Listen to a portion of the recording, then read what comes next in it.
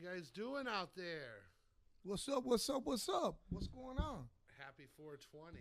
Yeah, it is 420 right now, right here in the Motor City and around the world. And once again, welcome back to Ask Rudy Anything.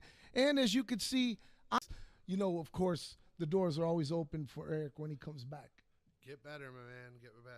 That's right. So, of course, you know the name of the game, but Bob Rox is going to tell you all about the Super Chat. He's going to tell you how you can ask the questions. He's going to tell you all types of cool things coming up right now. He keeps everything going. The electricity doesn't stay on all the time for free at RoX-TV. So we got to do things like that. But you know what? We're not no different than any other podcast out there that are doing the same damn thing. The only thing that the difference is that you're going to be entertained all as hell right here with Rudy. What's more important, right, Bobby, is that you subscribe so you don't miss a damn thing. Don't miss a thing.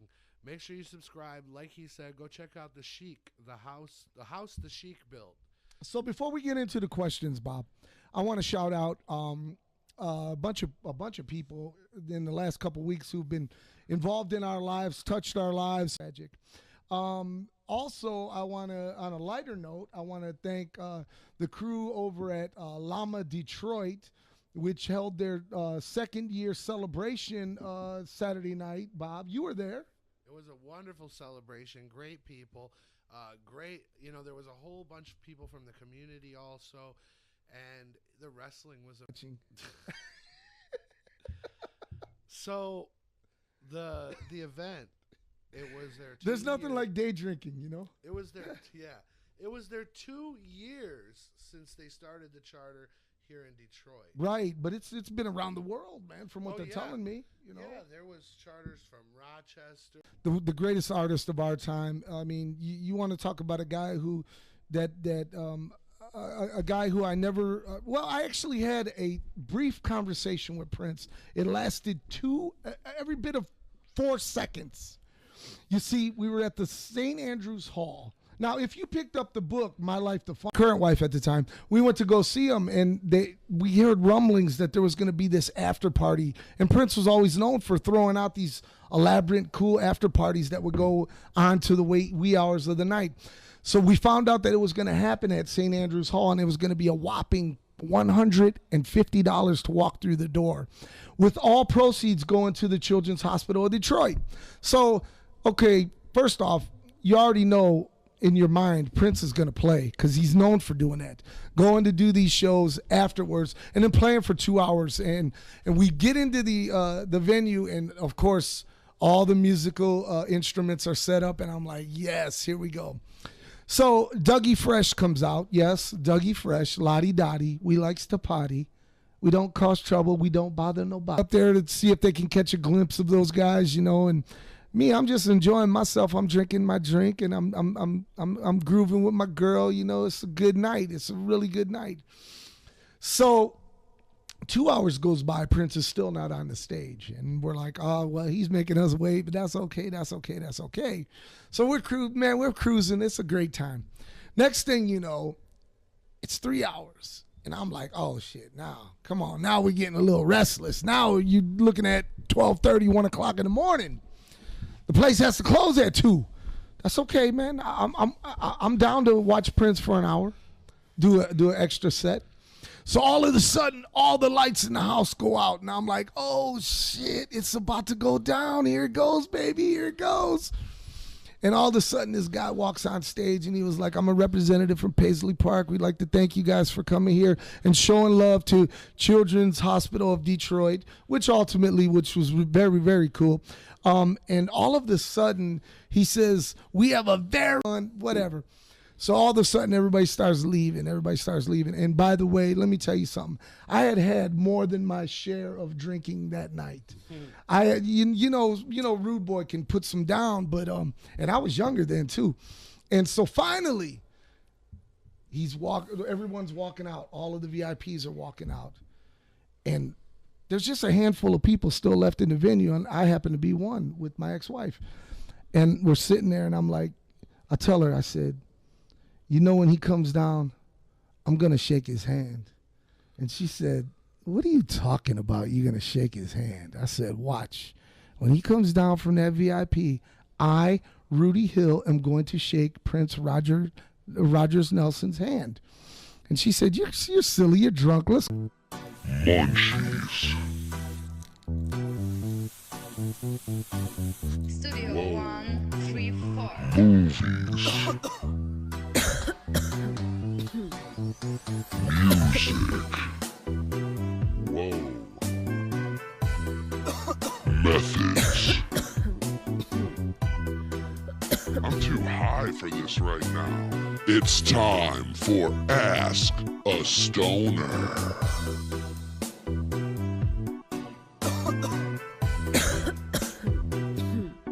best strand of weed you've ever smoked in your entire life. Ooh, it was blueberry. It was blueberry kush. Yes, that shit was fire. It smelled. Yep. Welcome back. We are back.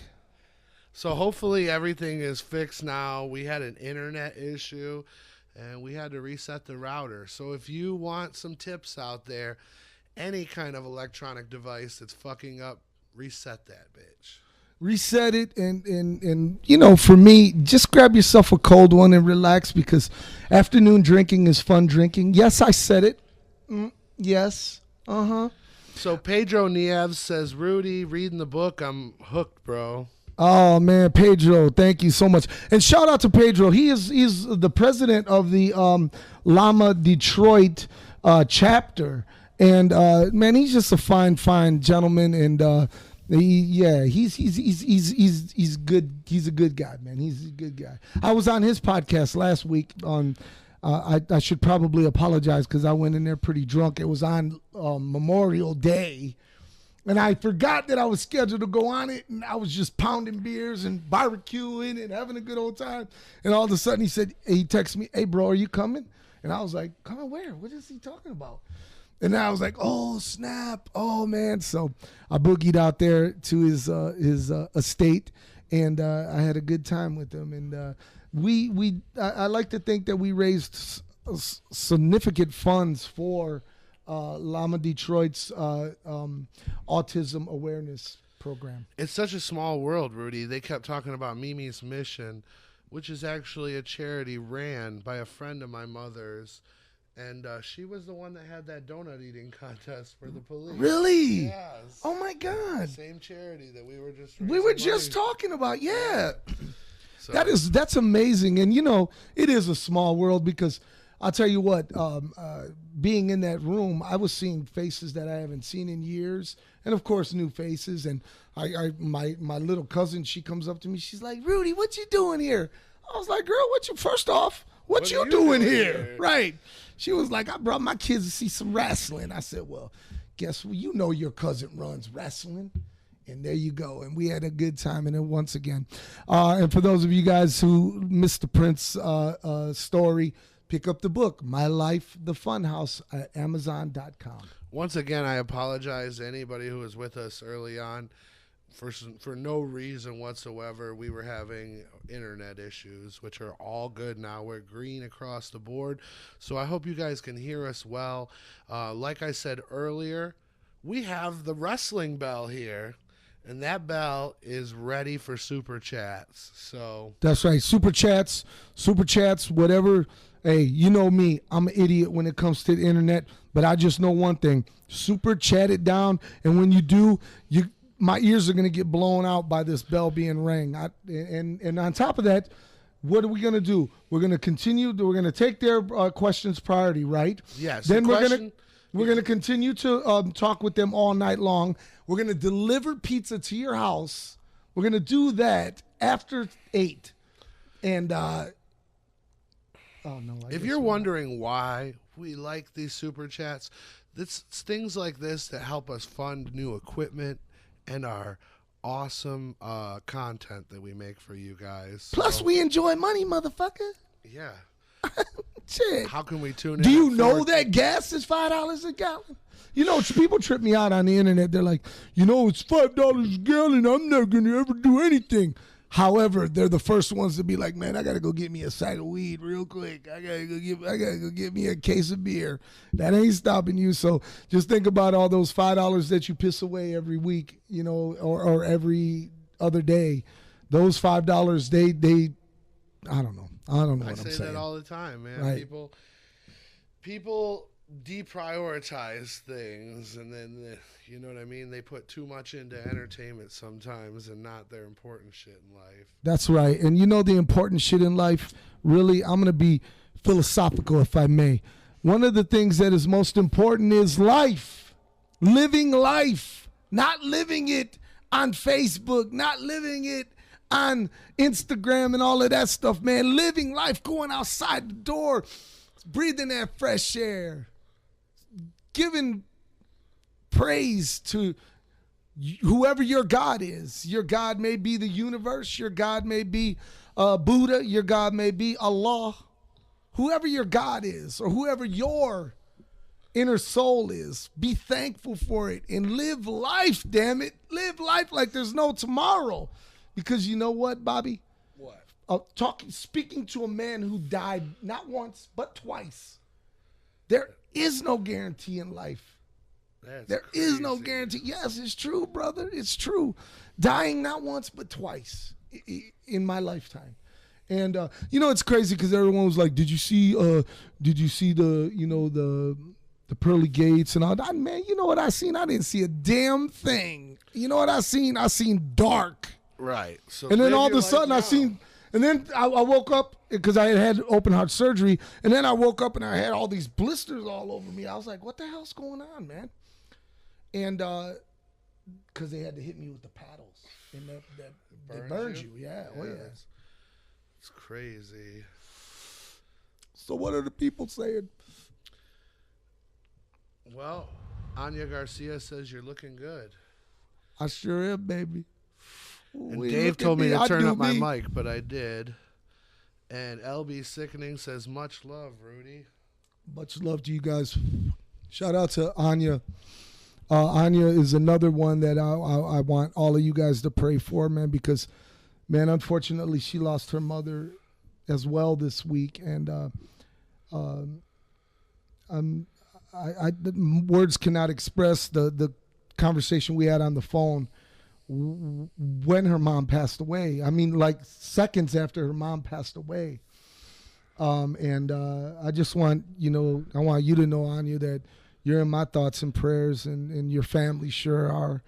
And we're going to post the GoFundMe page. Not the GoFundMe, but the Cash App page for Anya, because, when these tragedies come unexpected, so does the bills, and so does you got to think about arrangements and all of that stuff. And I'm just asking you guys, man, more than the super chat, send something over to Anya, and I'll make sure that we get up all her information on the right here, so you can donate to her, because hey man, she's an awesome woman. She's been down with us since day one. She's beautiful, and I love her. I'm glad to call her a friend, and you should too. Look out for her. Look out for her family. Much love to you guys. But back to what I was saying. Live life, man. Live life. Damn it, live life. Live life, because it is a fun thing to do. It's a fun thing to do if you make it fun. You could sit at home all day long and mope and bitch and cry all you like. And that old saying that misery loves company, it is so true. Because when I started cutting off people that were just bringing me down, oh my God, my life is so terrible, boo-hoo, pity party me. I ain't got time for that shit. I ain't got time for that shit at all. Life is too damn good for Rudy Hill. I'm telling you, Bobby. I'm telling you, I do go through, I suffer from depression, right? I do know that. Right. And I do go through some bouts where I'm feeling down. But you know what? I got guys like you that lift me up. I got guys like Carlito that lift me up. I got strangers out there that lift me up. And that's a cool thing. And you have to search your the things that are good in your life, because it's hard to find those things when your mind is so into the poison and into the fact that you're just living a negative life. Man, negativity ain't shit, man. It sucks. However, there's a thin line between negativity and telling the truth. And I tell you what, like I said in the post earlier, man, there ain't a damn question that you can't pose to Rudy Hill that I will not answer. Why? Because first off, I have the courage and the balls to stand up and say, you know what? I'm Rudy motherfucking Hill to the max. And ain't nobody gonna bring me down. So if I have something to say that's an opinion of mine, is it gonna stop my cash flow from coming in? Is it gonna stop my sun from shining? Is it gonna stop my diamonds from shining? Hell no. Because that's one of the beauties of my life. I can't speak for so many others. You know, in the wrestling world, let me say this real quickly, Bobby. Yeah. In the wrestling world, especially in the indie scene, most indie guys are molded to kiss ass until they almost make it to the top. For some strange reason, I was not one of those cats. I was not one of those cats that was like, oh, yes, sir. Oh, my God, I can't say nothing about him or blah, blah, blah. You know what? I was a man. I am a man. And damn it, if I got something to say, I want to say it. And oh, so you're going to tell me I'm not going to get booked here? Well, so what, man? I'm going to be a superstar. What are you talking about? And until you get the mentality of that, you'll always be shackled down. Man, it's time for the emancipation, man. Break those chains. Juneteenth is this weekend. Man, break those chains, baby.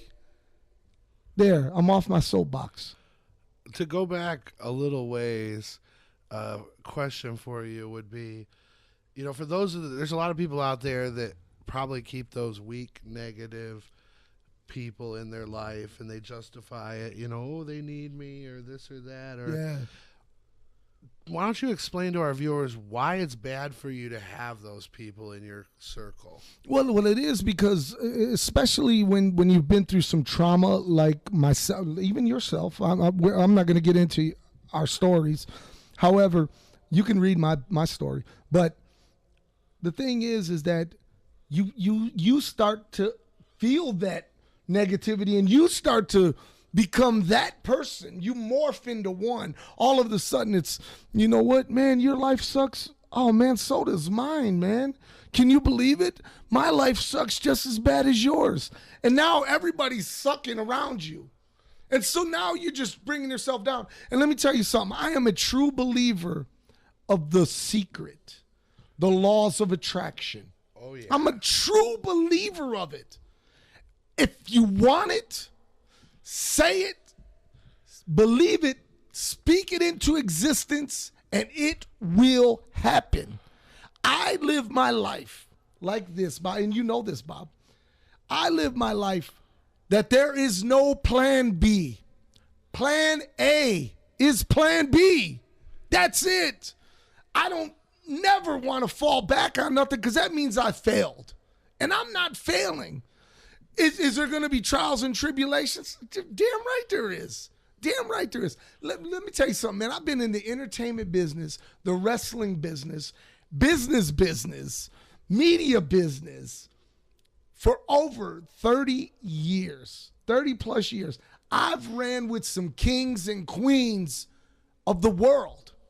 And I've also laid in the alley and dined on pork and beans, brother. That's real shit. Beans. I like pork and beans. Hey, you like it when you're hungry. You love it when you're hungry. But my point is that uplift yourselves and break away from those chains, because that's all they're going to do is bring you down. They're just going to bring you down. And like you said, Bobby, you justify it. Oh, they need me. What they need is they need a reality check. And the reality check is, look, everybody's going to stop fucking with you if you continue this nonsense of boo-hoo, me, oh my God, my life is so terrible. Man, if you only knew the shit that I've been through, And you know what? That never stopped me. Never.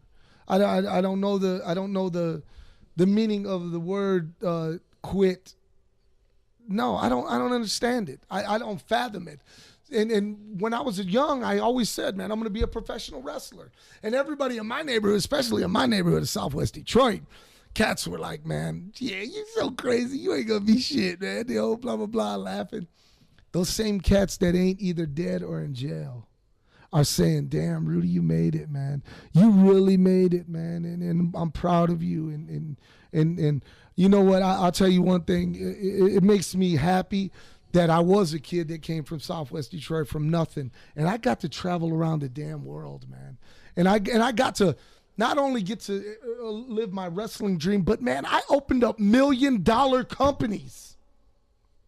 Psychopathic Records. I was a part of the building of it. The foundation. The foundation. I'm still very much a part of that foundation. Don't get it twisted. Don't get it fucked up. I'm still there when I'm not there. You got to know one thing. Real players are down for life. You may go off and do your thing. You may go off and, search for your soul, or maybe even say to yourself, man, I think I could do this better. One thing, go out and do that. That's a great thing to do. But do not diss and bite the hand that fed you for so fucking long, that gave you your career, that made you who you were, from the little things of the way you present yourself on stage, the way you present yourself in life. And then when you go away, you all of a sudden become enemies. I never understood that. My father used to tell me about a man. He'd say there's a man every day. He would see him, and he would be at the bus stop, and my dad would give him $1, right? Mm-hmm. He was a homeless, or he was a drunk. So, all the time, hey, all right, Big Rudy. That's what they call my dad. Big Rudy. My dad's going to the bus stop for his to go to work, And because, by the way, we couldn't afford a car. So my father would give him $1. For 2 years straight, 2 Bobby. years. Gave this man $1. The one time he didn't give my father didn't give him $1. He was, fuck you, man. You think you're better than everybody, blah, blah, blah. In a drop of a dime, when you're not giving or doing for someone, they'll cut you right off. And real players, real homies say, brother, you've given me every day for 2 years. Thank you, man. I'm sorry you can't do it today, man. Maybe another day. What can I give to you? And there's a reason he was in that position in life. He wasn't, he didn't have the right spirit. Exactly. And you know what? I was a man the same way. I was negative. I always thought I had to be an asshole to my fans and stuff, and that was bullshit, man. That was bullshit. I'm so thankful when people come up and want a picture and an autograph, man, and they look at me, like, man, I hope I'm not bothering you, man. You're not bothering me, damn it, because I'll let you know if you're bothering me. By the way. Well, what would you say? Let's say that one person for sure that you were an asshole to out there. What would you say to them now? Man, I would sit them down. And I would say, you don't have to accept this, but people really do change. And you're looking at a man who has changed his ways and who he is or who he was. And I would deeply ask you to please accept my apology. Now, you could look at me and say he's full of shit, or you could look at me and say, this motherfucker didn't have to do that. He didn't have to do that. because life still would have went on. But I would have said, and I will say that, and I have said it to several people, that I stepped on to get to the top. And, you know, being on the top is fun. It's great. But it's soul-taking as well. It really is, man. It's soul-taking. Until you find your nick of charity and giving back and showing love, then it's then what it is, it's then it's gratifying, man. When you can give back and you could show people, man, that you care, you know. And I do care. I'm a guy who does care. By the way, you know, like when we were talking about Llama Detroit and we got to take the wrestling there, one of the beauties of international big time wrestling is, and I made it a point when I started the company over 15 years ago, was that we were going to be able to let kids in the hood who couldn't afford to go to the big arenas and to the Raws and Nitros and all of that, we would bring that to them into their community, and we would do it at an affordable price. And let me tell you something, and I'm proud to say this as the owner of the company, that international big time wrestling never has exceeded over $15 for a ticket to get in. And by the way, since the day one inception of international big time wrestling, it's been $0 for children 12 and under to get in, bro. That's awesome. And Zero. It is a fun place for the kids. Every time I have seen an IBW event, there's nothing but kids going crazy. Yeah, it's a lot of fun. It's a lot of fun. So anyways, if you got some questions to ask, feel free to do it. Bob's going to tell you how to do it now. Questions are open. So on our YouTube chat, just drop your question. Like I said before, if you want to prioritize it, if you want to help the cause, throw a super chat on there. It could be $2, could be $5. Man, it could be $500. We're going to ring the bell. We're going to ring it 20 times if it's $500. Where's my rich friends at? Where are they at? Probably swimming in their money like Scrooge McDuck. Exactly. That's why I don't have any rich friends. So we got a lot of people watching, and chat is buzzing a little bit. Not with questions, though. They just want to keep cheering you on for all the wisdom that you are dropping. Thank you. That means a lot to me. I'm in a good place in my life. I really am. And, you know, Father's Day is coming up. I'm looking forward to that. And by the way, if your father is still around, give him a hug. Tell him you love him. You know, if he's been a good father. And to those mothers who have been a good father, don't forget Father's Day to hook her up as well, because there's a lot of mamas that are and were fathers, and I respect them to the max, and you should too. You really should. And with that being said, I hope my kids are watching, because I want some good shit this year. Actually, I just want to go to a couple concerts. I'm opening up a Mr. Vapor instead of a Breeze. Really? Gonna try something different. Where's the blunt? The blunt's right here. Oh, I can't see. You know I can't see. I only got one eye.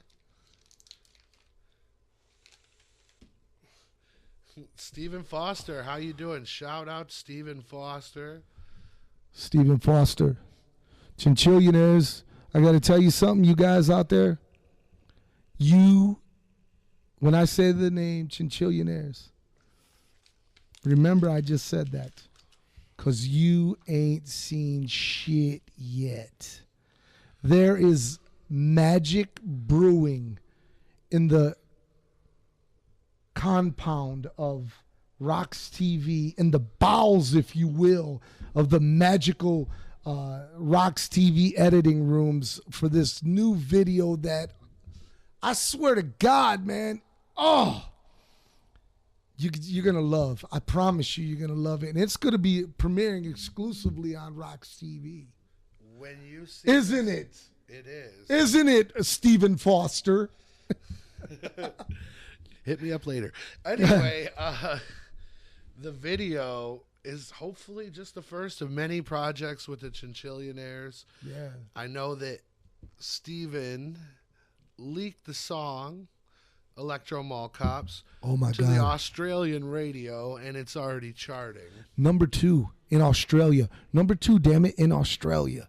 Now, Australia, let me tell you something about Australia.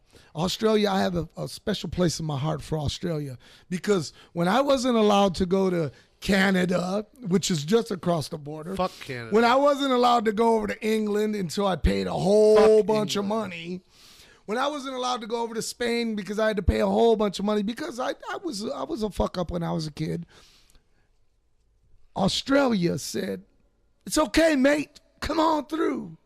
And man, we toured that motherfucker ICP. Oh my God. None of us thought we were going to be able to get in. And we did. And to this day, I still am blown away that Shaggy and Violent J could get into Canada because none of us, we were all in the same troubles. But yeah, fuck you, Canada. Not the people of Canada because I have some really great friends in Canada. But Fuck your policies. yeah, your policies are fucked up, man, because you know what, man? I could walk across the border, man. What about forgiveness? Right. What about that? Or what about, damn, man? Or you know what? Maybe the dude just grew up, you know? Maybe I got in trouble at 21. Uh-huh. I'm 40 years old. I've never been in trouble since, but I don't think Canada will let me in. Wait a minute. Let me ask you this. So that jaywalking ticket at 21 is going to hold you up from Canada? Well, the jaywalking wasn't so much the problem. It was that I wasn't wearing clothes. Oh, okay. Well, there you go. There you go. That makes a whole lot of sense right there. Also, we do want to remind you that, of course, we are a part of a really big block party that's going down on Saturday, July the 30th in Dearborn Heights, Michigan. It's the New York Street Block Party. It's going to be so much fun. They're going to have vendors. They're going to have wrestling. They're going to have parties. They're going to have drinking. It's going to be awesome. It starts at 10 a.m., bro. Hold this. Hold this. Pedro dropped $5. Uh-oh. Dude, Pedro, you're awesome. Pedro. You were already so hospitable to us at your event, which I also got to say, the vendor who was sitting by me at the event Tell us. was actually a counselor in this hiking program that I was part of. Are you In serious? my high school that I'm always like... You're always talking about it. Yeah. I shook his hand. I went up to him. That's so cool, man. Yeah, it was pretty awesome. That's so cool, man. You just never know when you're a part of these events who you're gonna run, cross paths with and stuff. Pedro, drop a question because we owe you some answers. Or yeah, for sure. Or if you want anything to be promoted or whatever, we're here for you. We're definitely promoting Llama Detroit. They've had their 2-year anniversary just this past weekend. Man, I'm going to hang out at the clubhouse, man.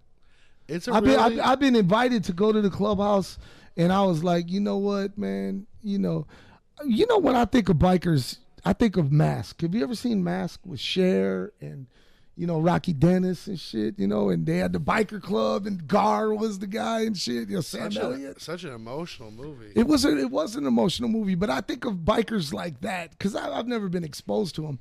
And after this weekend, it was just a whole. It blew my mind, the misconception of what I was being a part of. And it just shows you, even at, my older age, that I could learn a thing or two. We do have a question, though, from someone. The Real Deal Heel Dan Beals. He wants to know, what was the best advice you ever received in the wrestling business?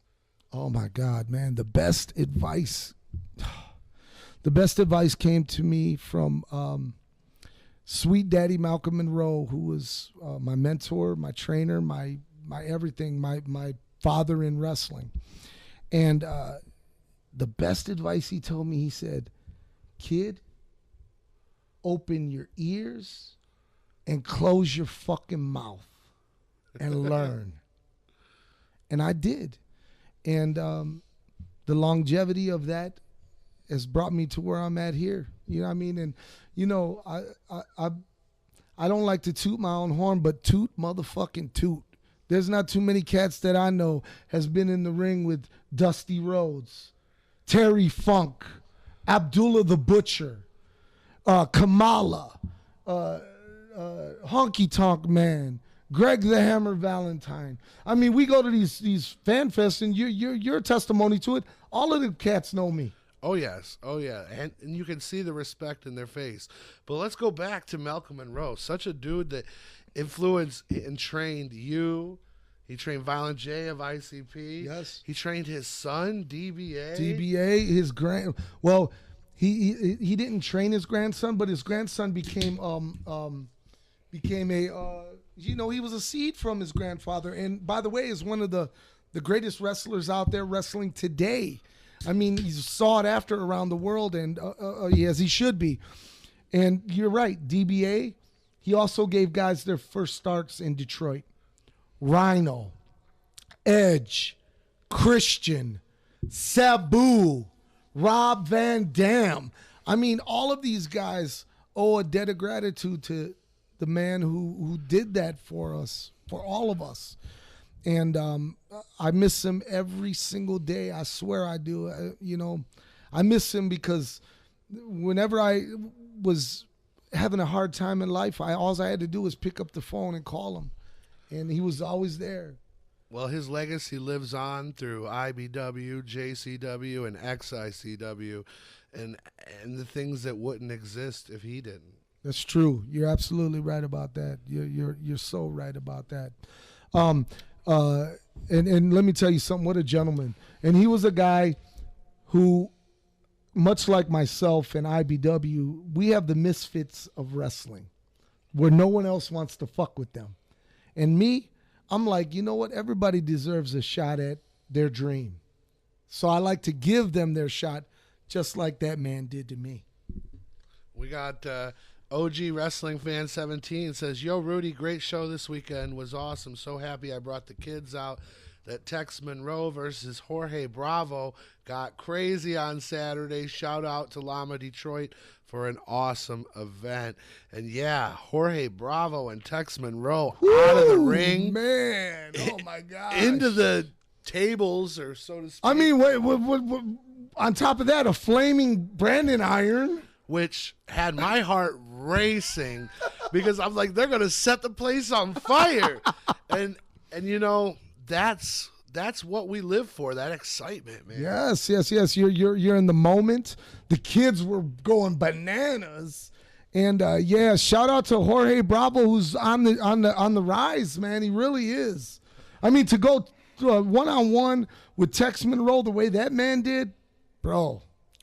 What I love about Jorge is I've watched him come into IBW at the bottom and climb his way up. Yes. Each event, each match, he keeps doing better and better. Even when he loses, he still walks out a winner because the man's a good wrestler. Yes, he is. He truly is, and he's a real inspiration to Chicano kids across the world. I mean, in every city he goes to, from San Antonio, Texas, to Chicago, Illinois, to Detroit, Michigan, that's usually his loop. And he's got fans, man, that just love him. They really love him. And if you want to find more about him, go to RoX-TV on YouTube, which you're watching right now. That's right. And type Jorge Bravo. Yes. And you will find The Fix, brought to you by International Big Time Wrestling. And there's quite a few matches with him in there, and there's quite a few more to come. Yeah, it's so true, man. I'm thankful and I'm proud of him. I really am. Again, a guy that when I met him, we just gelled, and it worked, and it was good. And I remember a couple weeks ago we were up in Saginaw for the Cinco de Mayo, and I remember being backstage with Jorge, and we're sitting there, we're having some Modelo's. He just got done wrestling in front of 7,000 people. By the way, you were there, seen it. Yes. In front of 7,000 people in Saginaw. And we're sitting on the side of the stage and we're watching a true Tejano legend, Michael Salgado, singing. And Jorge's face just lights up like a fucking Christmas tree. And I'm like, bro, what's going on, man? You didn't even smoke with us.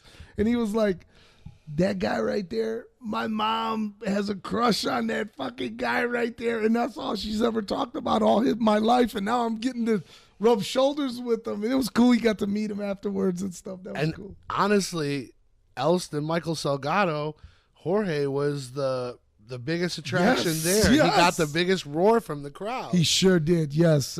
Agreed. Oh my God, Bobby. Agreed. Yes. He was a hero that day. Yes, sir. So this next part might break some hearts. So I just want to warn you guys, but I want to get into something with Rudy here, and it's about time people know.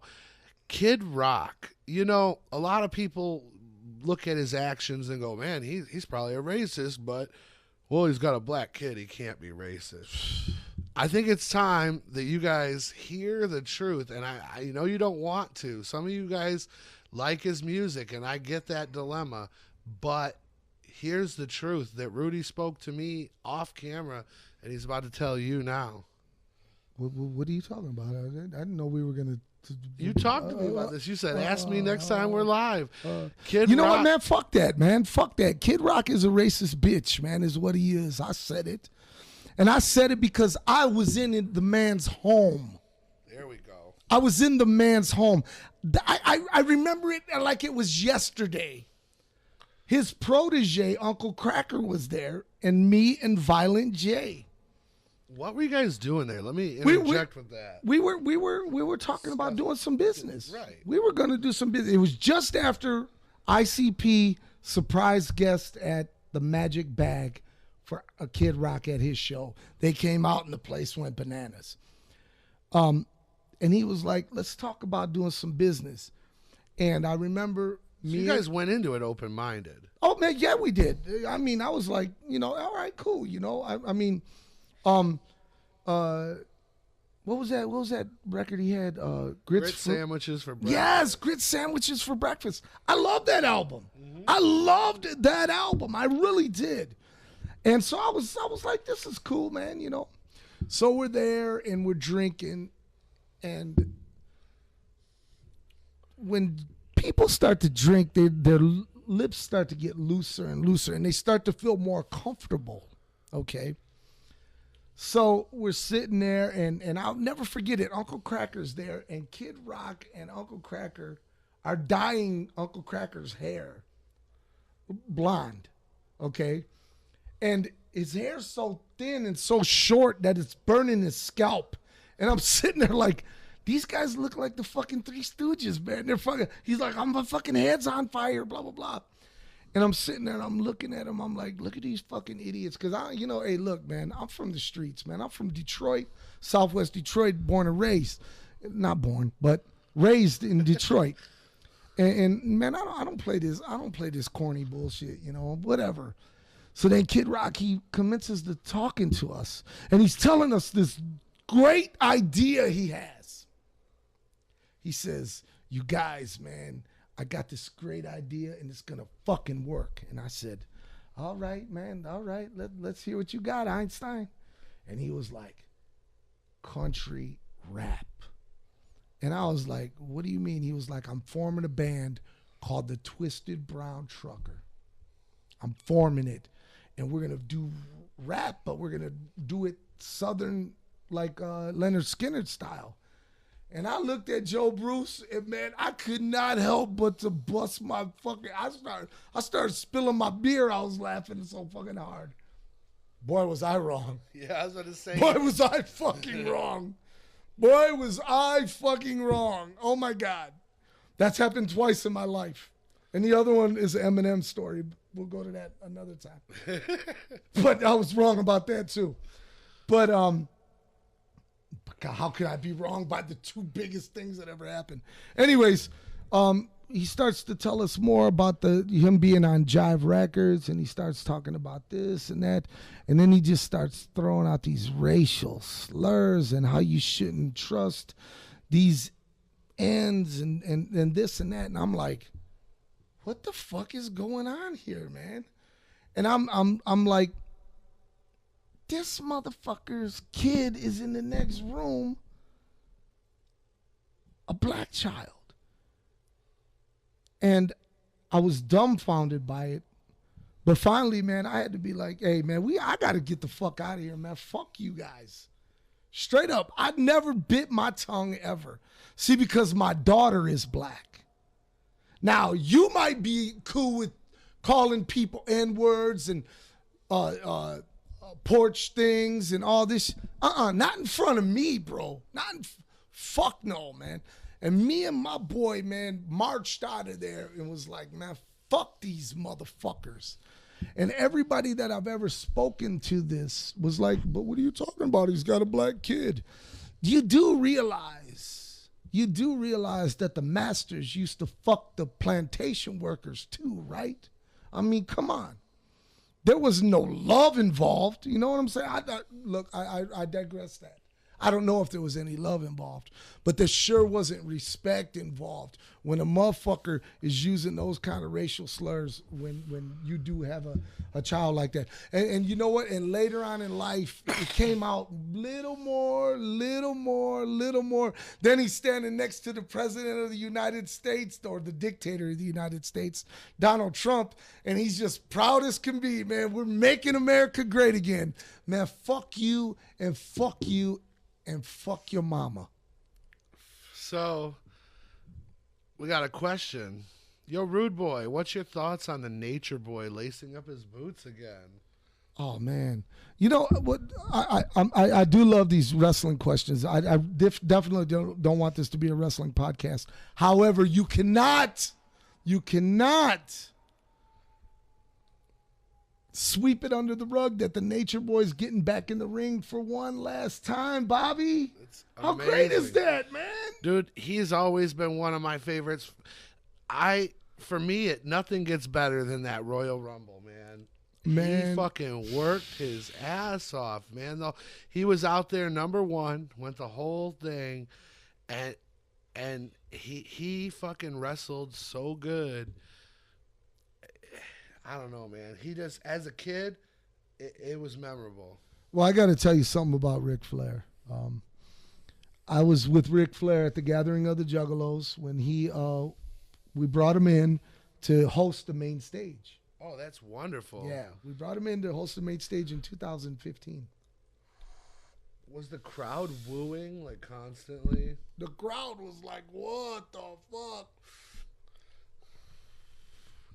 And Ric Flair told us, hey, man, if the crowd gets out of hand, you know I'm not sticking around, man, you know. And we're like, oh, yeah, no problem. He goes out there to announce Tech 9, and a bottle comes flying. And that was it. He said, hey, here comes Tech 9. Good night, everybody. And that motherfucker left the field. He was like, I'm not sticking around for it. And you know what? He is royalty. He shouldn't stick around for that. He shouldn't. And shame on you, motherfucker, who threw that bottle at one of the greatest of all time, regardless of what you think. And he's going to do his man, you know, me and Carlito, we were going to surprise you, man, but we're having a big-ass pay-per-view party that night at our new crib, man. Oh, that's amazing. Yeah, man. It's going to be great. We're going to grill, and we're going to watch it on the big screen. And man, we're just going to pay homage to the great Ric Flair, man. Now, are you slightly jealous because he's going to wrestle the King? Right? He's wrestling Jerry Lawler? I'm pretty sure he's wrestling Jerry Lawler. No, is he? I know that the original, who was the original person? Ricky Steamboat. And I think that's not happening. And I'm pretty, I'm not sure which sources to believe online, but what I read was he's going to wrestle Lawler. Well, let me tell you something. And as you know damn well, Bob,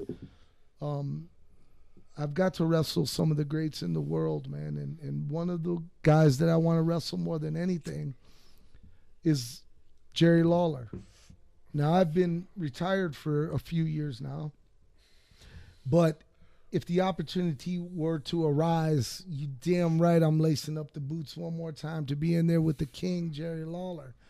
And more than that, him and Flair are going to turn it out. I mean, and think about this. Jerry Lawler is 70 years old, bro. And he looks like he's fucking 50, 45. Why? He never drank. He never smoked, did drugs, took care of himself. So that even now he still looks like a young man. And he's 70s. He's somebody's grandpa. Yeah. Well, so am I, but whatever. Kid Mew said it's going to be a sick and bloody match.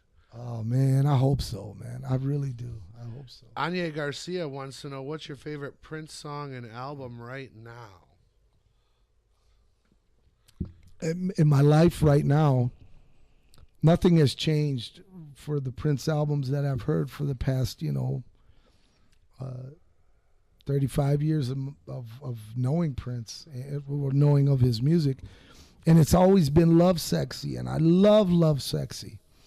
And Love Sexy is the one where he's naked on the cover, And in 1988, motherfuckers were like, what the fuck is this guy doing? But, man, he put out Alphabet Street. He put out Anastasia. He put out Glam Slam. These are all classics. I Wish You Heaven. Well, I mean, when Anya, I Wish You Heaven, baby. I just told a client of mine that I help with their music career, when you do stuff like that, like Prince posed naked on the cover, or Lady Gaga wearing her meat outfit. Yeah. But when you do something larger than life, those are usually only the superstars doing it. It's true. It's true. It shows confidence and art. And it's true. However, that doesn't mean that every idiot can do it. No. Because they're just going to look like a fucking buffoon. You got to be able to back it up with talent. Exactly. And just what you just said. You said, who'd you say? Lady Gaga? You said Prince? Mm-hmm. And who did you say? Somebody else? Nope. No, you didn't. You said you're underground artist. Now, Prince and Lady Gaga are one and the same. Really, I mean that. And I'm saying this, and I know I'm going to piss a lot of people off. But Lady Gaga is a woman who writes, produces, arranges, plays every instrument on her tracks and her records, even though she really doesn't play very many instruments because it's usually a computer. However, her writing is so amazing. She is truly one of the real talents in this world. And if you didn't see that when seeing A Star Is Born, then you're fucking blind. Because even on top of all of her great attributes of being a great musician, she is a great actress. Great actress. And I got to tell you this. Me and Carlito, when she came to Detroit about 8 years ago, we got some free tickets. And me and Carlito, we go to everything. It doesn't fucking matter what it is. And we were like, man, we got these tickets for Lady Gaga. What do you want? Go check it out? Fuck it.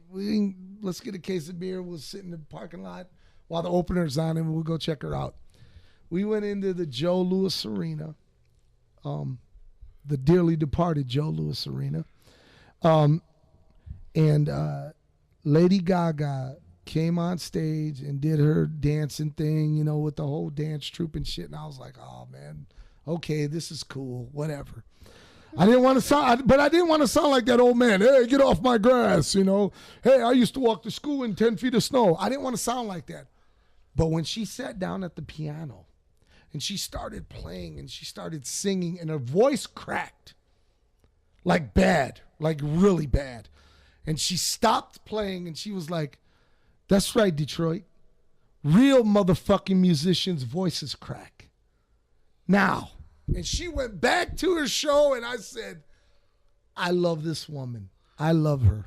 And I'll say a couple things. First, to go back, it don't matter if people make their music on a computer because 200 years ago, they wrote music on paper. That's true. You know what I mean? Beethoven, Mozart, they wrote their songs on paper.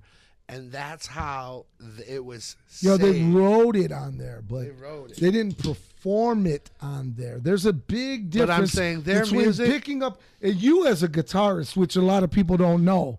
And I'm calling you out, motherfucker. I'm calling you out. This motherfucker is a badass guitarist, and you wouldn't know it because he doesn't even. One day we're gonna get him on Rudy's ass, and we're gonna have his fucking ass play out here. But throw some Cash App on that shit. The other thing I wanted to say is, Look, he just totally no-sold me. Lady Gaga was horribly bullied. Did you know that? No, I didn't. Yeah, I don't know her real name, but I know that people in her school or her college or something, they were making like online bullying. They made these groups about how she'll never make it, never be anything, and they really bullied the hell out of her. Boy, who got the last laugh on that one? Her. That's Shit, what's right. That's I what know makes there's it some cats. so. There's some motherfuckers is like, damn, I wish I took that bitch to fucking prom. Shit. That's what makes it so awesome, because obviously, she wasn't quiet about the fact that she wanted to be a star or a musician, and they just wanted to knock her off her pedestal her whole life. She took the world by the balls, man. She really did, and like I said, much like Prince, like did it their way, not anybody else's way. It did it their way. Hang on, I got you another one, pal. You can't knock numbers. Man, Bob is putting these beers down, man. You can talk shit, but you can't knock numbers. Hashtag afternoon drinking. We deserve it. We worked so hard over the last month. Man. It's a blur. We do so much stuff. Yeah. We're constantly. What are they saying over there in the chat? Well, crickets are chirping. Are we the only ones talking to each other? There's a tough question here. Oh, boy. What's going on with Cruisin the Barrio? Ooh. Well, this is a tough question. But we got a good ending coming. It's a tough question, and it's very, very difficult because yesterday was Prince's birthday. This was the first year since the man died that me and Carlito didn't do a Prince special on Cruisin the Barrio. And it was bitter fucking sweet. It hurt so bad. But because, to be honest with you, I'm just going to be honest because there's no other way of putting it. We couldn't maintain the studio bill that occurred for us. And I'm not going to make any excuses or whatnot, but when COVID hit, all of our advertisers went away. They were shut down. What else could they do? I know a lot of your advertisers were restaurants, and restaurants have been hit so hard and so unfair by COVID. And Bob, they were small businesses, restaurants. Evie's Tamales, Black Horse Cantina, man. I'm talking about little mom and pop stores that believed in Cruisin the Barrio. They believed in it, and they knew every time we would give them love, like you couldn't afford the advertising we were really giving them in hindsight. And when Judy from Evie's Tamales told me, Mijo, I'm so sorry, but we're gonna have to back off for a little bit so we can recoup. I said, I love you, Judy, and God knows I do love you, Judy. And I said, and we're still gonna promote you guys, and we're still gonna push your tamales. You're a staple of Southwest Detroit, and more than that, you believed in us when no one believed in us. And I'm proud to say that they're getting back on their feet. But we're talking about Cruisin the Barrio, and I got to tell you something. RoX-TV did not just sit back and say, "Oh, Cruisin the Barrio, oh, bon voyage." No, RoX-TV collectively, the whole group, the whole entity of RoX-TV, which, by the way, not only produces, directs, and films videos, produces, directs, and films commercials, does audio commercials, does all of these, publishes books. We do it. Did you hear me? Publishes books. Yes. RoX-TV said, no. Cruisin the Barrio is not done. We are currently building a podcast studio at RoX-TV headquarters. This right here is a temporary location, and we will be doing this show and Cruisin the Barrio from our new location in the next couple weeks. In the next couple weeks, did you hear that? Did you hear that? I wasn't gonna say it, Bob. I swear, I've been so excited since you told me when we had the meeting this afternoon. You were like, man, things are falling in place, and Cruisin the Barrio is coming back in a couple weeks. I was like, I'm not even gonna say nothing about it, but you spilled the beans, and so now it's on him if it doesn't happen. Well, we just got our radio server today. We just got the server up and running. And the server, so you know, is what broadcasts our beautiful music and voices to you on Cruisin the Barrio. So we got that up and running, and so all we got to do is decorate our new studio. That's right. So, yeah. Life is good, bro. Now, Cruisin the Barrio will not be on Cave Radio, so you guys will have to learn the new way to listen to it. But by the way, shout out to Cave Radio, man. They've been good to us. Dan and the crew over at CRBradio.com, they have been nothing but gracious and good to us. And just like everything in life, the lights have to stay on. And if the bills are not being paid, then you have to go another route. And I got to tell you, as a man, Dan and the whole crew over at CRB have been nothing but love. Even now. Even now. That's all I can say about that. Whoop, whoop, rude boy. My homie, are you finna be at the Crow's Foot in Pontiac, Michigan for Shaggy, Clay, Hoodoo, and Ouija Mac show on the 17th? Hope you're going. Would love to say hi halfway through your book. Okay, who's that? Anthony Purcell. Anthony, check it out. The 17th of July. Is it July or June? I don't know. You said July, didn't you? No, I said this month. I think it's this month. Oh, if it's June, well, that's means that's next week, and that's Father's Day, isn't it? No, I won't be there. Let me look. We'll clarify. Yeah, we'll clarify that. But let me tell you this: that anytime that I could be around my homie Shaggy 2 Dope, I'm there, man. Shit, I'm there. And of course, Ouija Mac. Ouija Mac, man, come on, man. That right there is worth the price of admission. Friday, alone. June 17th. Oh, you know what? Then I will be there if it's a Friday. I'm gonna be in the house, and I'm gonna be in the house. I gotta see my boy Shaggy 2 Dope. What? And we gotta see Ouija Mac, man. He is one hot up and comer, man. Ouija Mac is on top of the underground like no other, and I mean that. And a lot of motherfuckers in other camps, they're jealous of it, and they're just hating on it. And you know what? Look, don't thrive on that negativity. Uplift the little brother, and maybe you can have that same blessing. Now, Rudy, I'll tell you my view at the ground floor, because sometimes you lose sight up there at the upper end. But from the ground floor, I'm going to tell you that when Ouija Mac first came out, a lot of people wanted to hate on him. And I mean juggalos. You know, they didn't just jump on him because there was a Hatchet Man. It's true. He literally spent the last 5 or 6 years, maybe more, I don't know. Man, can I tell you something before you go any further? That's the exact same thing that happened with Twisted. Juggalos hated fucking Twisted. They hated him. But we pushed and we worked and we pushed and we worked and we pushed and we worked.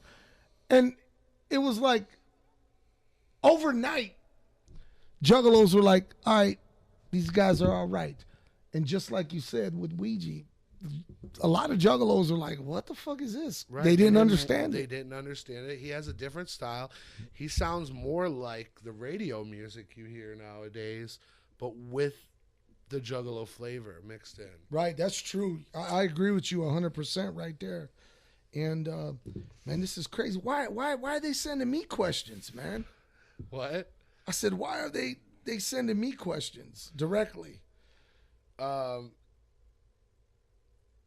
They're just like, oh man. Anthony also followed up and said you should get Hex from Chapter 17 on Cruisin the Barrio. I think that'd be dope. And Hex from Chapter 17 has been on Cruisin the Barrio multiple times, and we will have him back when He's in town. Man, I got to tell you something. Hex, it's funny, man. We had Hex at Chicano Fest for the first time last year. Wonderful performance. Man, he headlined out of L.A., flew himself in, did the whole 9 yards, and he did the whole 9 yards. And I got to tell you something. I looked at Hex. I swear to God, that weekend, I looked at him. I said, bro, you're about to fucking blow up. And you know what he said? Nah, OG. That's what he calls me. OG. No, OG. No, man, I'm still working. I said, listen to me, bro. I know talent. I've done this for 30 plus years. You've got it. And I also shook his hand and I said, and I know once you blow up, we ain't going to hear from you again. I got a follow-up question. I said that. And you know what he said? Of course, OG, of course. Hey, now man. I can't even get him on the motherfucking phone. He's busy. He's busy. But let me ask you this. Have you ever saw someone that you were like, this dude's going to be huge, but then he just blew it? Yes. I'm going to tell you who. And not by his... Listen, Razor Ray of Harm's Way. Motown Rage. Psychopathic was so interested in him. I mean, he was going to be bigger than Kid Rock.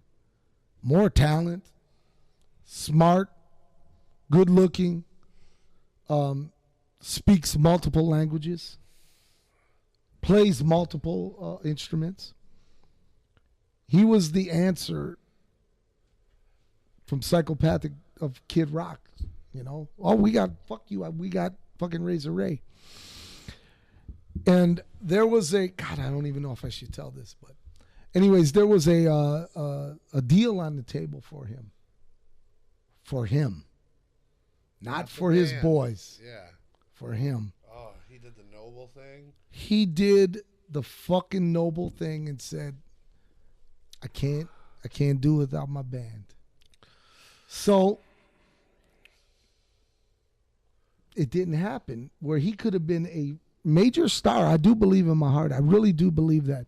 A major star on his own.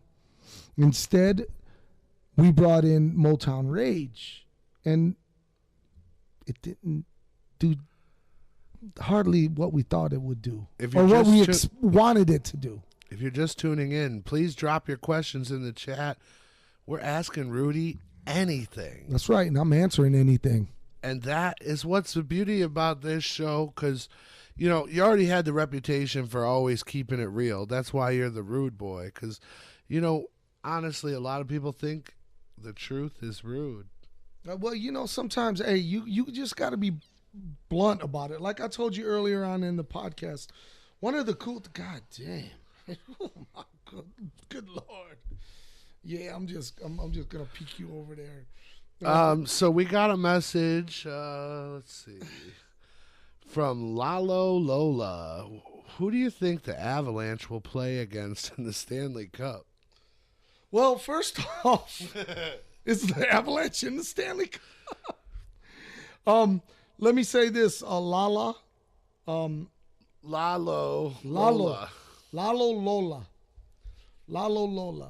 Yeah, that's not a made-up name. Lola. First off, I haven't followed hockey in a couple of years. Seriously, since they took the break from COVID and all that stuff. Because I was a big-time hockey fan. I loved hockey. I had season tickets to the OHL, which is the minor leagues of NHL. And we had season tickets, and Carlito was just a little guy, and every Friday and Sunday we'd go to the games. I followed hockey strong. I love Chicago Blackhawks. I love them. I always have. I don't know why, but I always have.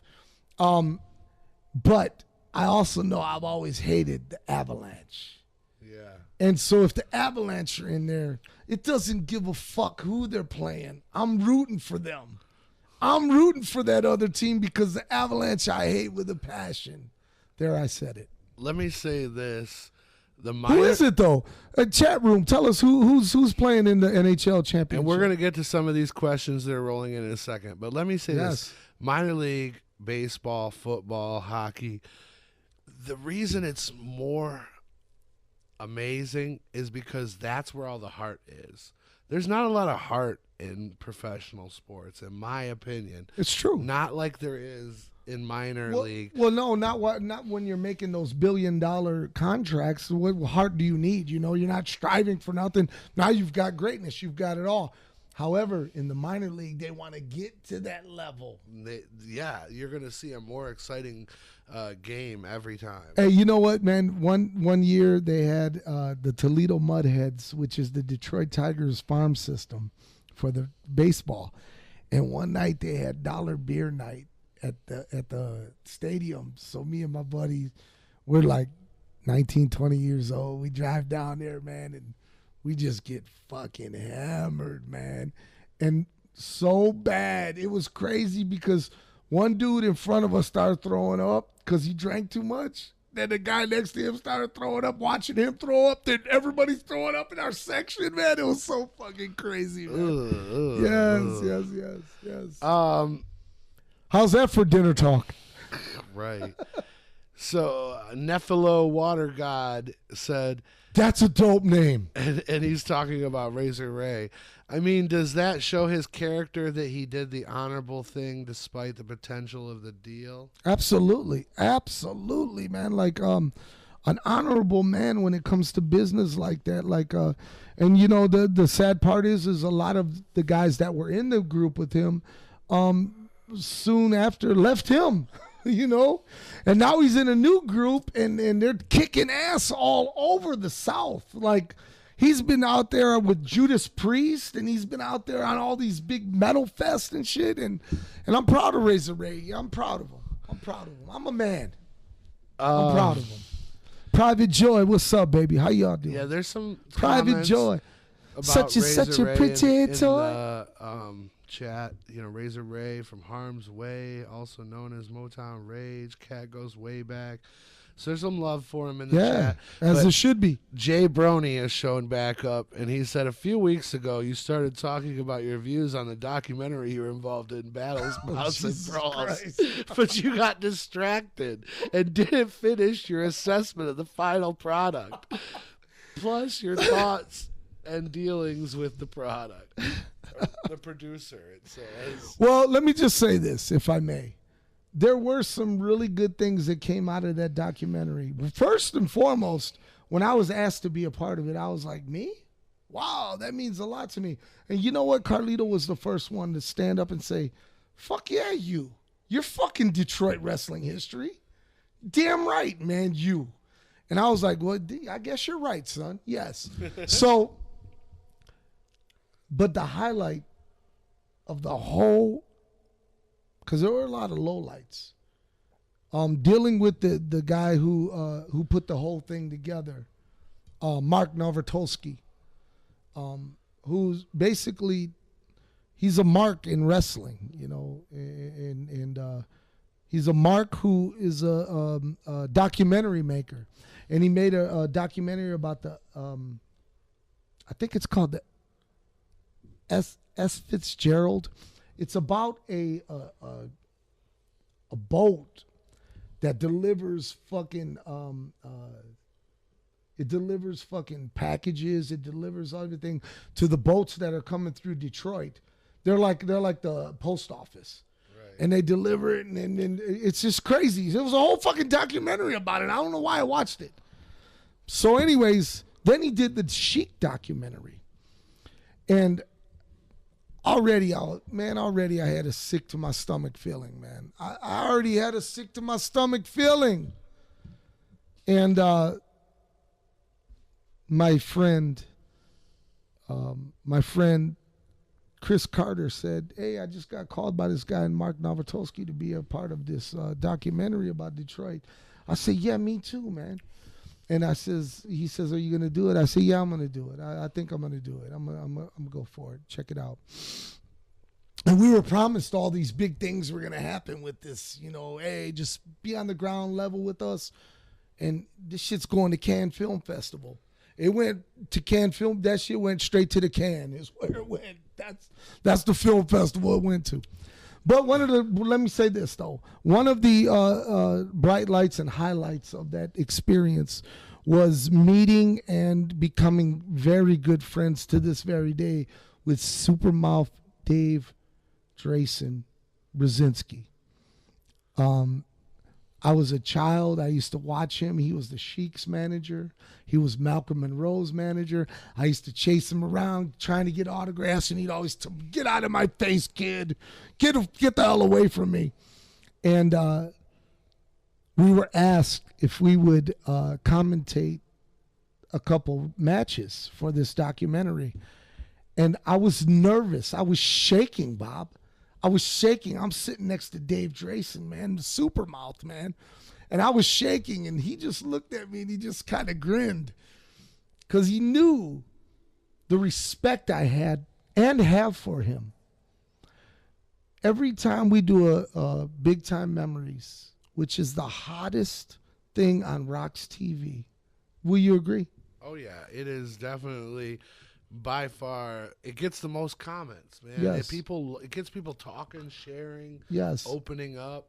Him and Terry Sullivan, they go worlds above and beyond to make you feel like you are a part of what wrestling history was like back in the day here in Detroit and around the world. I mean, really, you know.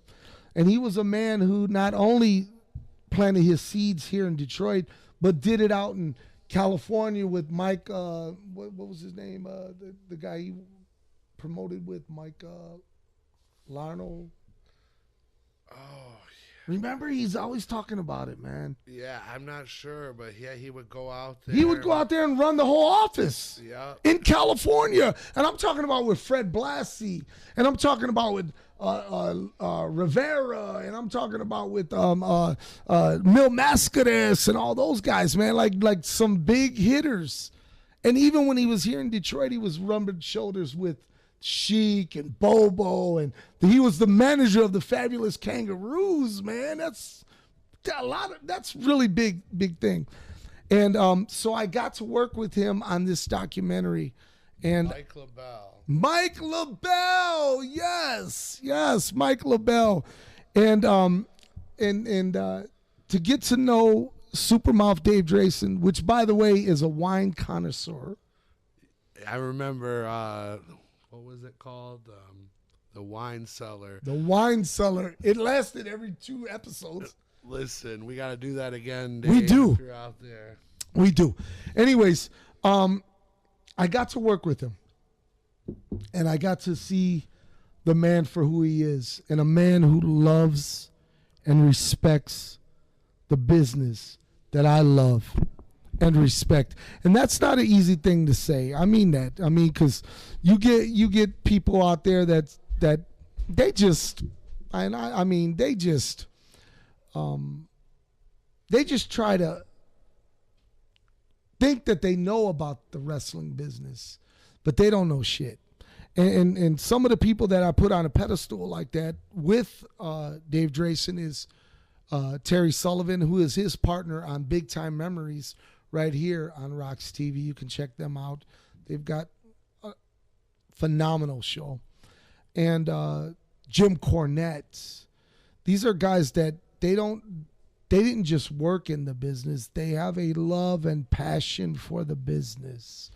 And that is very rare in this day and age. There's not respect taught in this business. And back then, even the photographers, let's think about this real quick. Dave Drayson, Supermouth, Paul Heyman, Paulie Dangerously, Jim Cornette. Everyone knows Jim Cornette. These guys were all photographers. And they made a living off of professional wrestling, of the respect of the business. Man, that's all I got to say about that. Hey, listen, if you did get that video, look, if you got it, enjoy it. But it had nothing to do with Detroit wrestling. It had nothing to do. I mean, when you got guys out in California talking about the Sheik and laughing while they're talking about it, shame on you, motherfucker, for putting that out. So it's the Avalanche versus the Oilers. Yes. Yeah, Edmonton. Yes. That makes me happy. That's awesome. That really does, man. One of my favorite players from back in the day who played for the Red Wings was a guy named Peter Klima, and he got traded to the Edmonton Oilers. And I was working at Joe Louis Arena. I was an usher when I was 17, 18. And they came to town, and Peter Klima was there, and he was in his Edmonton Oilers hookup, and I was like, yes, yes, yes. And I was a fan then, and yeah. Fuck you, Avalanche. Anya says, that's my song, Rudy, Private Joy. Yeah. Such a pretty toy. Shoot me up, baby. See, I'm afraid to sing too much because they might cut us off. You know. Anthony Purcell wants to know why you haven't been on the Palcast with Shaggy and Keegan. How about you ask them that? No. I mean, you know what? Just like everyone and everything, everyone's busy. Everyone's got their own lives. But I got to tell you something. I got to tell you something. I was on the phone, my hand to God, I was on the phone with Joe Bruce 2 days ago. And there's something brewing. For you true old schoolers of Psychopathic Records and Inner City Posse. That's all I got to say. I hear they got the dog beats. We got another question. Rudy, do you have any life-changing or near-death experiences being around gangs in the streets that you can talk about? Not really. But, yeah, there was one. I mean, I don't know if it was life-changing or whatever. No, I do take that back. I take that back. May have been near death? I take that back. Well, I'm going to tell you two stories. One's serious and one's kind of silly. The first one, I'll say the silly one. The silly one was me and Joe Bruce were walking from River Rouge to Patton Park, Southwest Detroit. And we're walking. We must have been, 16, 17 years old. And we got our Inner City Posse shit on because we were Inner City Posse. Straight up. We were ICP. And we had our shit going. And we were walking through Delray, and here we go with Cash Flow just sitting there. And they're looking at us, and we're looking at them.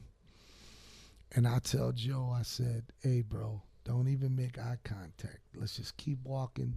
Let's keep marching through here. We was going to see some chicks at Clark Park, man. Where were you coming from in River Rouge? More chicks? Oh, no.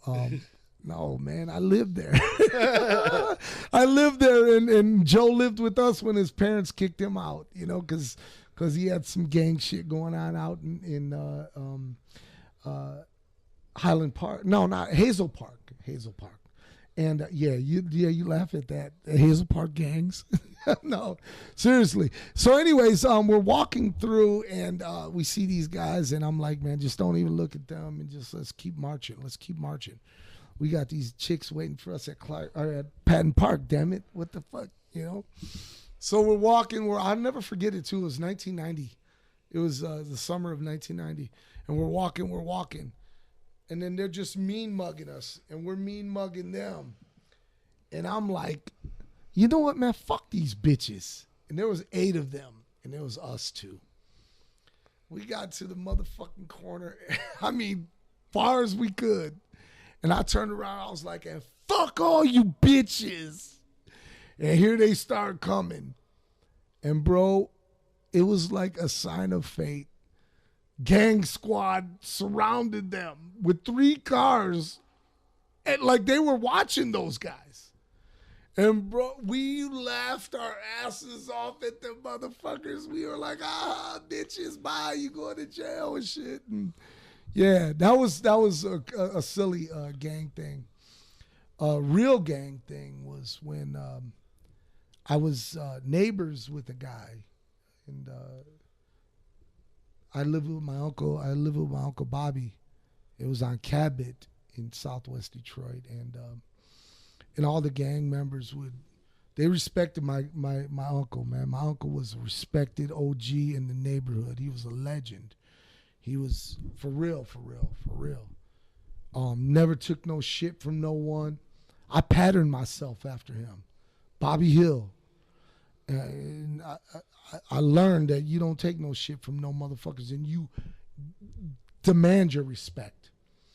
So, next thing you know, the neighbors across the street, you know, we're all young kids, man. We're playing football and hanging out basketball. My uncle had a basketball court in his lot, and Hisham was a Palestinian kid that lived down the street, and his family and him would always get shit from everyone, including us, man, for being the only Palestinians in the neighborhood. I mean, it was a different time. We were a bunch of dicks, you know, even though we were Mexicans and we didn't realize that they were talking shit about us. But we were talking shit anyways. And across the street was this white family. They were the Philpotts. And they had a son named Jerry. Now, Jerry and I, we butted heads like you wouldn't believe when we were kids. You know, he like we were breakers and break dance and shit. And man, I was like, man, you know, you motherfucker, sit your ass down, man. Let me show you how to really do it and shit. Anyways, long story short, we'd play football, and me and him would tackle each other a lot harder than the other guys. And he became a police officer. And he became a police officer in our neighborhood. And look, as quiet as it's kept, he was kind of a dick, man, when he was a kid. So I could only imagine what he was when he was a police officer. And I'm not just saying that because I was jealous of him or anything, because I was jealous of him, you know, the things that he was accomplishing and everything. But one terrible night, man. One terrible night in Southwest Detroit, a couple blocks from the home that he lived in he was raised in. He was involved in a gang dispute, and so the whole gang squad went there, and he was a part of them for the Detroit police, and they broke everything up, but he accidentally left his fucking flashlight in the alley. He went back to get his flashlight, and he was ambushed, and he was murdered, and he left his baby daughter and his beautiful wife, and that was one of the true realities of the gang life that we were involved in, even though that particular incident I wasn't involved in. I've been involved in shootings and all of that stuff. I mean, we made Little Caesars pizza on Michigan and Central look like the OK Corral one night. It was just ridiculous. And but this was heartfelt because, you know, here was a guy who was just doing his job, man. And it sucks so bad because he did it in his own neighborhood, man. And everybody had already known that, you know, he knew a lot of people didn't like him. And I really felt bad for Hisham because that was his best friend, man. And yeah, man, rest in peace, man. Even now, Jerry Philpott, all these years later, man. That is a touching story. My uncle used to be a police officer, and he said it's basically like walking around with a target on your chest. Yeah, it's It's not a great job. I'm sure it's not a great job, but there are also some. More than some. There's a lot of. There's a lot of. Well, see, I'm saying the other thing. There's a lot of dicks that are cops. A lot of dicks. Just ask George Floyd's family. These motherfuckers gathered around and was like, the people were like, man, the guy's dying, and these other cops are just like, we're with him, you know? And that's bullshit, man. That's bullshit. That's when a man has to stand up and say, you're fucking killing this guy. Stop it. And And that shit doesn't happen so often, and it really needs to, because you're right. There are some good dudes We're that are both cops, right. man. There's great cops and there's terrible cops, and someone needs to figure out how to get rid of the trash. You know, Policing has to happen. It's a necessity, but it has to be done right. The policing has to happen, but the police have to be policed as well. Which they're supposed to be, but clearly there's, somewhere we're failing. Yeah. I mean, yeah. I got a lot to say about that, but I don't really want to, I don't want to get on that soapbox. But I just want to say this, that if you are a police officer and you are, and you can look yourself in the fucking mirror any morning and say, I'm doing this honorably, and I'm doing it with respect, and I'm doing it with equality, then good for you. And I pray for you every night that you're the one that makes this thing change. But for all of you other dicks that just pull a motherfucker over because of their skin color, or they may be in a nice car or something ridiculous like that, and then it turns into murder. Come on, man. Now I say fuck you to them. I do say that. They do not have the right to kill you for not cooperating with Right. them. That's the crazy thing. Here's how I feel like. If you're wielding a knife or gun, then you must cooperate with them to live. But if you're speeding down the road and you have an attitude, they do not have the right to pull you out the car and fucking put their knee in your neck. Exactly.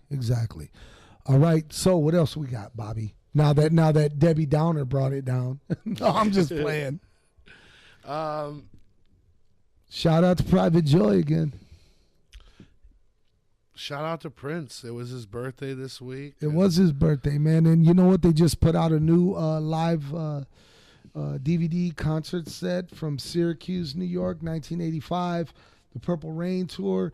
And not only did they put it out on DVD, Bob, they put it out on vinyl. They put it out on CD. And Prince Estate's over there getting fat ass paid while he's dead. That sucks. It does. Because if he wanted it out, he would have put it out. The only benefit to him being not around is you can actually listen to his music on YouTube. That's so true, man. That is so true, man. And he was a stickler about that. yes, he was, and he was on the forefront of shutting all that shit down, and he was also on the forefront of being where you can actually buy his CDs and his music online. He was a part of that, but he was like, He wanted you to do it legitimately. he was like, y'all ain't getting it for free. I mean, this is a job for these people. And so whenever and let me tell you something. I went to Dearborn Music a couple days ago, and I had a couple extra bucks in my pocket, just a couple.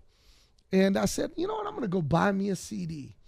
And I went into Dearborn Music in Dearborn, Michigan. And first off, it's a great record store, great CD store, whatever you want to call it. And I walked in, and just the smell in the air made me feel good. The incense burning, the music, the corny, weird music I've never heard of that they're just playing. And I'm like, who the fuck really likes this shit that's in here? Who the fuck really does? And I start digging, and I'm digging, I'm going through all these. And I say to myself, you don't have to spend, $15 on this CD. You can easily just go to Pandora, or you can go to YouTube or whatever, and it's yours. And there was something, Bob, about having that CD in my hand and going up there and handing them over cash that made me feel so like I'm still a part of the solution, not a part of the problem. It's easy to be a part of the problem.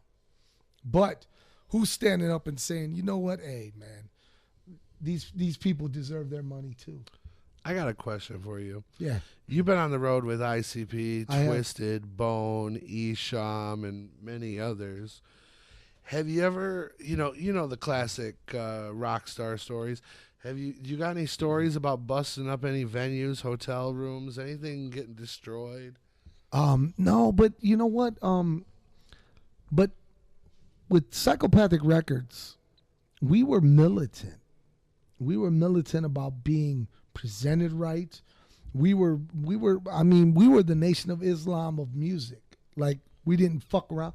Nobody in our crew, this is the God's honest truth, for the first 7 years of the ride, no one in our crew was allowed to smoke weed. No one in our crew was allowed to drink. No one in our crew was allowed to fucking be out of hand. None of that shit. We were militant, or your ass was being sent the fuck home. And that meant anybody who was on our bus, we're on the straight and narrow, and we're looking at the common goal.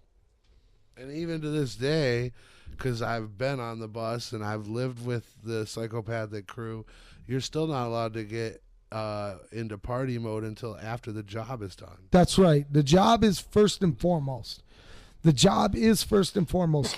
But the thing that even beats that is pleasing the fans, making sure that when they spend their $50 for their ticket, that they're having an experience that they don't feel robbed. They feel as though, damn it, man, I paid $50 for the last 2 hours and it was fucking great and I couldn't ask for anything better.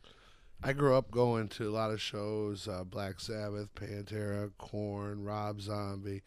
But even Who are before, these guys you speak of? even before I was involved in the underground or with Psychopathic or anything like that, I'd always say, man, you want to go to a crazy show, go to an ICP show. You know, they always put on some fucking, they're rock stars. You know, and let me say this. Carlito was in a heated, bro, I didn't even tell you about this.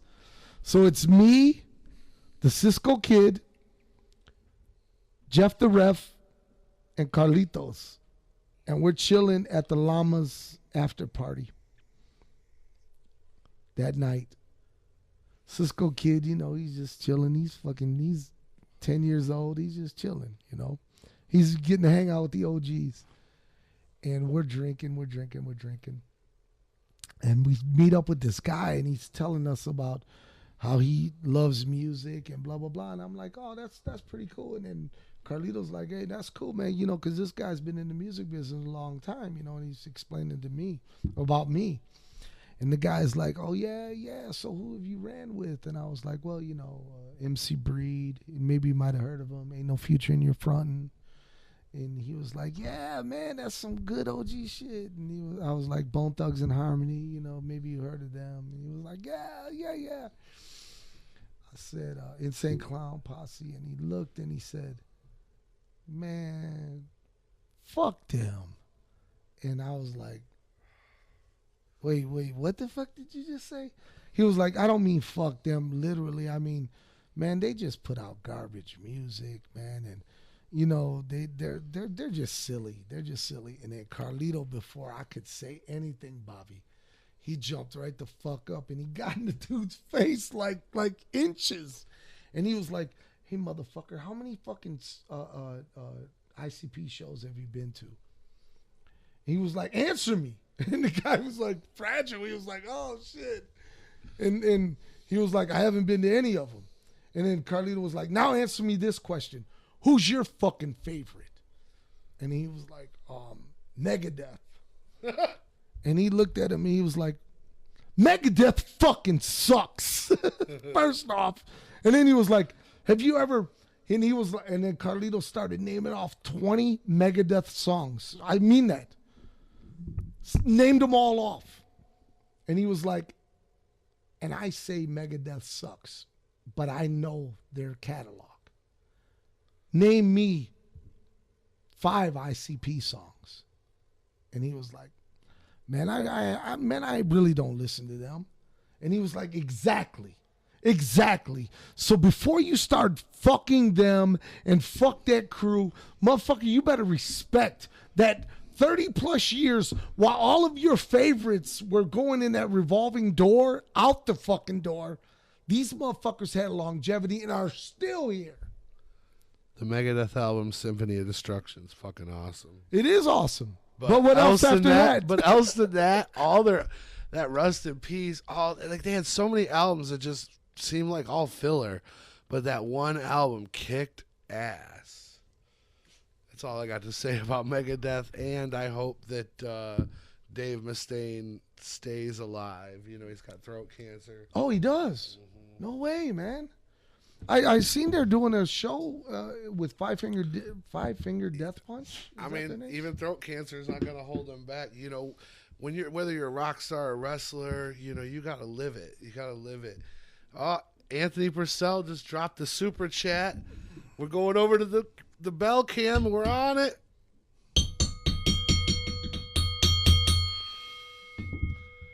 Anthony, what up? So a couple of Anthony's. Let's see. Rudy, way back in the day, do you remember a Juggalo bar night every Monday at Yes, Fleer yes, Bar? at Fleer, yes. I believe was the name. We held it down for a good 5 or 6 weeks straight. Would love for that to Man, what to the come fuck is back. that noise? What the hell's going on? Phone ringing. Oh, okay. Oh, so anyways, yeah, Freer Bar Juggalo Night was amazing, man. And what was cool was each night we'd have a different guest come. So ICP would come one time, and then it'd be Twisted would come one time, and then ABK. And then one night we fucking brought 2 Live Crew in that motherfucker, and the place just went bananas. So I'm black over here. It's dark. I don't know what's going on. Anywho, yeah. So yeah, the Freer Bar Juggalo nights every Monday night, because we had it during wrestling, so you can come and watch wrestling with us and hang out and stuff. And man, what the fuck is going on over there? Did we break the internet or something? Man, shit. And look, our cameras are way off now, man. Like, No, they're good. are you sure? Okay. Well, there's always a delay.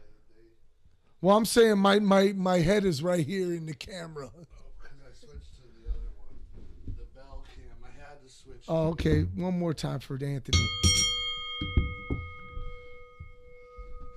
So, Anthony, yes, I do remember Freer, but dude, so the one night we have, like I said, ICP, Twisted, ABK, blah, blah, blah.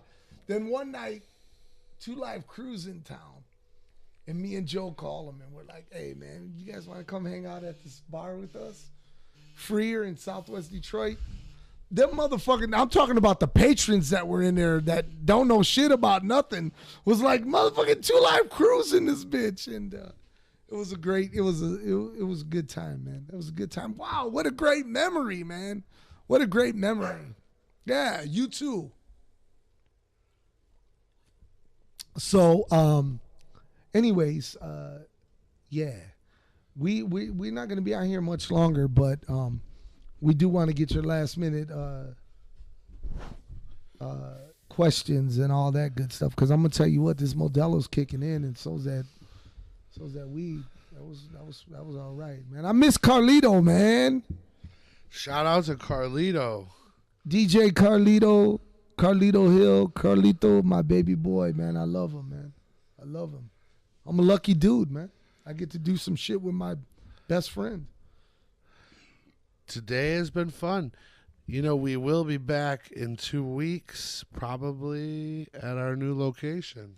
Yes, it's true. And we're going to do our best to make sure that Cruisin the Barrio is up and running. And more than that, excuse me, oh my goodness, RoX-TV continues to give the very best in all types of entertainment. Right, Bobby? Yes. And Anthony said to bring Carlito on the 17th. We'd love to see him too. Oh, man. Wait, Anthony, man, okay. Are you buying? Because if you got the drinks, we coming. I'm going to tell you that shit. First round's on Anthony. You know what I'm saying? I'm saying. First 10 rounds. Anyways, yeah, we're going to try. I know I'm going to try my best to be out there. I can't speak for Carlito. I can't. Man, I'm telling you, Bob is running like a wild man here, because he's trying to fix it all at once. But anyways, we're not going to be here for much longer. We're going to be saying our goodbyes and all of that cool stuff. But if you have any very last minute questions, right now is your time to say it. Say it now, or forever hold your peace until you see us in 2 weeks. Bob is coming back. He's already fixed the man. Bob is a jack of all trades, man. I swear to God he is, and I love him, man. And I mean that, Bobby. I love you, brother. I appreciate it. I try. You know, it all started with hooking up a stereo, and now I hook up everything. But we are running low on that electric juice because we do run some equipment on battery and stuff. And it's been a wonderful time. We got people watching. We had people watching the whole time. Okay. Well, let's say our goodbyes, Bob. Come on. Say your goodbyes, and I'm going to finish up. See you later, everyone. Okay, so check this out. Well, I'd like to say goodbye to everybody. I'd like to thank you guys for the super chats. I'd like to also thank you guys for just being a part of my life for all these years. You know what? I want to shout out. Oh, God, I got to shout out. Of course, I would be remiss if I didn't shout out the one and only Chrissy, my baby Chrissy out there in Midtown Detroit. Shout out to you. Got to shout out to Cisco Kid Santana, who's watching and listening and all that good stuff. And once again, we're not here for a long time. Damn it, we're here for a good time. Shout out to you, Private Joy. Such a pretty toy.